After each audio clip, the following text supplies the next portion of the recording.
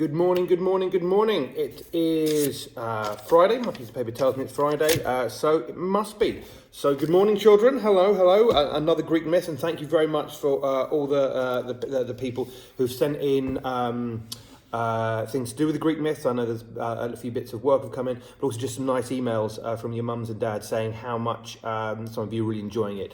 So thank you very much. I'm enjoying doing it. I'm really glad that some of you are enjoying it, listening to it, hearing it, watching it. I think this is now probably the second or third time I've tried to record this introduction because the other one's got a bit rambling, a bit long. So hopefully this one will be a bit more concise. So we're going to be doing Hercules today, the start of the Hercules myth.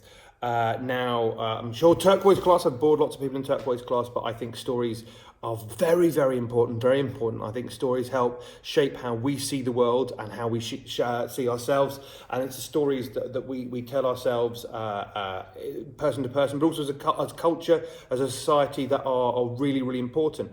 And again, I've said to turquoise class that often stories over time, from the bonus points to anyone in turquoise class who can name the first city. Yes, the first city was called so already in they would have had stories already. Gilgamesh, one of the earliest stories that we know about, comes from that part of the world, Mesopotamia. And these stories would build up over time. And I think by the time you get to the Greeks, you had so many cultures before them that we don't know all that much about. These stories would have been passed up. I think, because as I've said before, I think without Hercules, I don't think you would have modern superheroes. I think there's a direct path between Hercules and modern superheroes.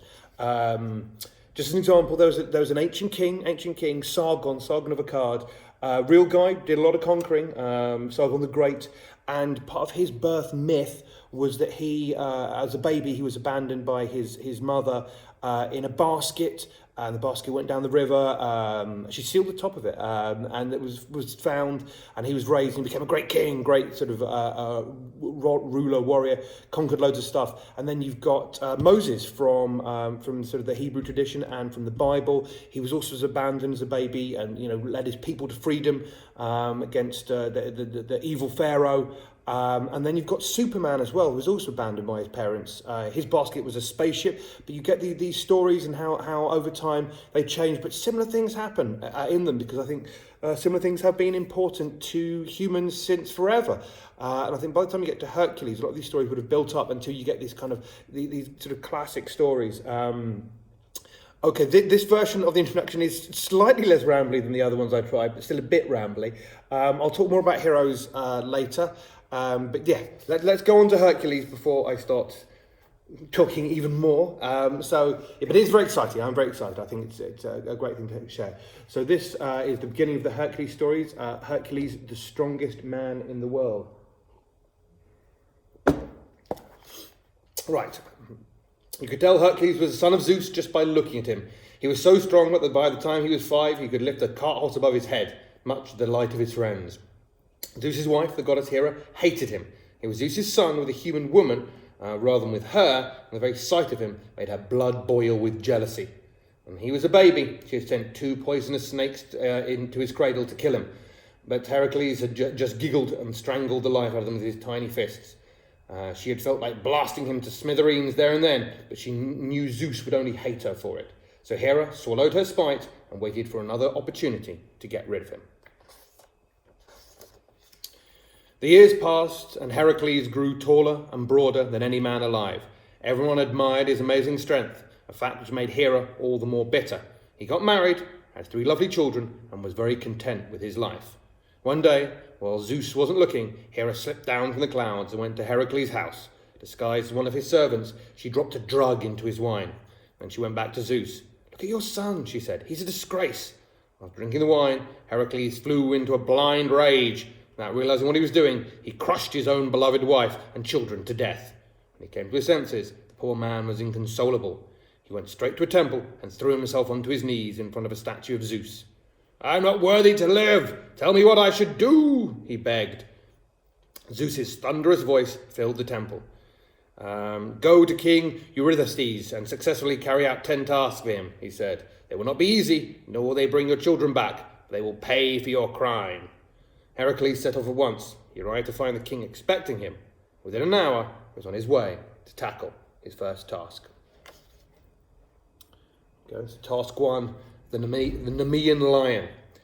When a huge, hulking stranger walked through the town of Nemea, the locals stared at him goggle-eyed. He was a giant of a man who couldn't fail to attract attention, but in addition to that, he was heading out of town on a road nobody else dared use. "Don't go that way," a trader called after him. "There's a lion down there who'll tear you to pieces, big as you are." "I've been sent to kill that lion," the stranger said. The trader gulped. "Can't be killed," he said. "Swords and arrows just bounce off its skin." The stranger shrugged. "I won't use swords or arrows," he said, and continued on his way. "What's your name?" called the trader, "so we know who to hold a funeral for later." "Heracles," the stranger answered over his shoulder. A little further down the road, Heracles stopped by the opening of a cave that was littered with splintered white bones. In a blur of tawny fur, the lion shot out of the cave and pounced. Powerful muscles rippled under its skin as it bore down on Heracles, opening its jaw to reveal an impressive set of teeth. Heracles plucked the creature out of the air, wrestled it to the ground, and snapped its neck with his bare hands. Without further ado, he slung the dead lion over his shoulder and trudged back the way he had come. "That was quick," the king exclaimed when Heracles flung the lion's body at his feet. Even stone dead, it still looked fairly frightening. Heracles shrugged. "What do you want me to do with it?" he asked flatly. "Whatever you like," the king replied. So Heracles used the beast's own claws to skin it, made a cloak for himself to wear. He slung the cloak round his shoulders. "What's next?" he asked. And then, Chapter 2, The Many-Headed Hydra. "Your next task is to slay a monster called the Hydra," announced the king. "It lives in a swamp and has more heads than anyone has ever been able to count." Heracles tucked his sword into his belt and set off. He hadn't gone far when a chariot drew up beside him. It was his nephew, Iolaus. "Uncle, let me drive you," offered the boy. "No," Heracles said gruffly. "I don't want to put you in any danger," he said. "These tasks are my responsibility." "I know," Iolaus answered, "but I want to help." Heracles looked at him in silence for a moment, then grasped Iolaus's outstretched hands and climbed into the chariot. When they came to the edge of the swamp, they found the Hydra's tracks in the wet ground. They followed them to the mouth of a deep, dark tunnel. Heracles collected some damp branches, set fire to them and threw them into the opening. The tunnel filled with smoke, and before long the monster slithered out. It was enormous, with a long serpentine body and countless heads that writhed around, poison dripping from their fangs. Iolaus dived for cover behind the chariot as the Hydra reared up over them. Heracles sliced off the nearest of its heads with his sword and dodged the others as they lunged at him. He was so busy avoiding them that he didn't see the severed neck spring 2 new heads behind him. "Look out!" Iolaus yelled, and Heracles turned and flung up his shield as the 2 new heads attacked. He chopped them off, but 4 heads sprouted in their place. Frowning, Heracles began a determined assault. He whirled his sword as fast as he could, trying to chop off all the heads before any more sprouted. But each time he lopped off 1 head, 2 more sprang up in its place. It was an impossible task. Every time he succeeded in severing a head, he only made the situation worse. In no time at all, Heracles could barely see past the snaking forest of poison-tipped fangs. It was all he could do to shield himself from being bitten. Then he had an idea. "Throw me a firebrand!" he shouted to his nephew.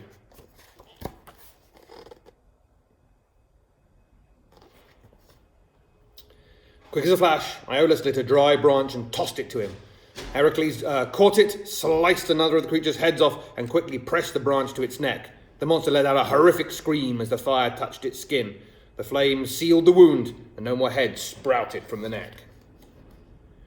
Heracles launched himself into lopping off the monster's heads and branding its necks. It was nearly night by the time the last head rolled into the swamp, and the Hydra's body slumped into a heap in the mud. After tossing into the back of the chariot, Heracles climbed in beside his waiting nephew, Iolaus. Iolaus's chest swelled with pride as he drove Heracles back to the palace. "Very good," said the king when he was presented with a huge headless body. Then he pointed at Iolaus. "Who is this?" he asked. "Did he help you?"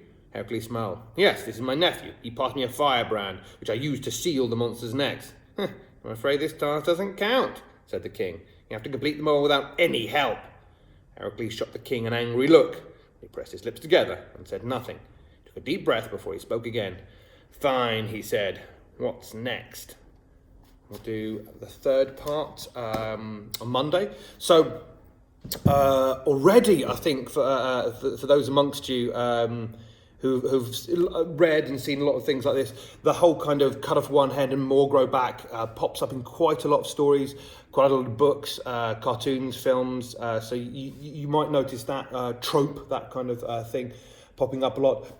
But also, I think what's quite interesting is, I think maybe some of you picked up on it at home, in the very first one, he gets his costume. All sort of really successful heroes have their sort of trademark costume that's sort of marked them apart, and Heracles is often seen with the lion's head thing on it. So right near the beginning, he gets his costume, he gets his look.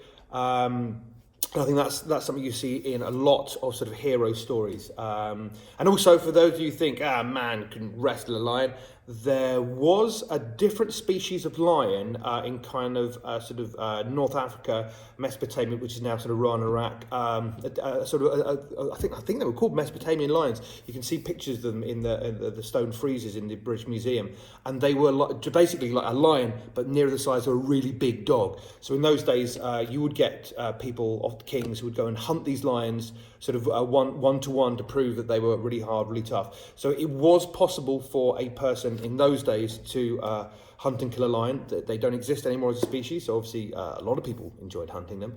So there you go. That was the beginning of Hercules. He's got his costume. He's got his quest. He's got the sort of the naughty evil king, commanding what he does. Got a tragic backstory. Something terrible happens to him. Something you'll see with a lot of heroes, with Batman, Superman. A lot of them, something really bad happens to them. Robin Hood, something really bad happens to them. Near the beginning of the story, they've kind of sort of forges them as a person. So there you go, Hercules. Beginning of that. We will do more of that on Monday. Hope everyone is keeping safe and well, and we will see you when we see you. Take care.